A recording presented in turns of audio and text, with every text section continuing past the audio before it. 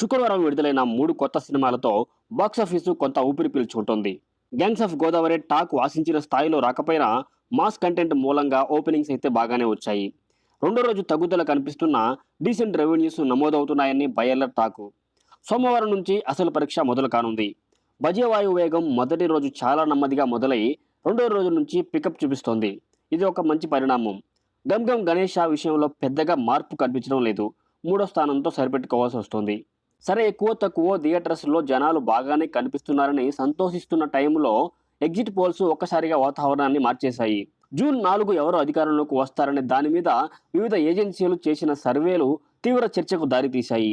ఈ నేపథ్యంలో రకరకాల విశ్లేషణలతో పాటు బుకింగ్ రాయలు దందాలు, ట్విట్టర్లో కవింపులు, శుభాకాంక్షలు వగైరాలతో పార్టీల అభిమానులు తెగ హడావుడి చేస్తున్నారు. ఇలాంటి నేపథ్యంలో సినిమాల మీద మూడు కాస్త పోల్స్ వైపు వచ్చేసింది. రేపే ఫలితాలు వెల్లడి కావడంతో ఈ వేడి ఈ రోజంతా ఉంటుంది. మంగళవారం జనాలు టీవీ సెట్ల నుంచి పక్కకి జరగడం కష్టం. అలాంటి సిచ్యువేషన్లో థియేటర్స్లో పబ్లిక్ని ఎక్స్పెక్ట్ చేయడం కష్టం.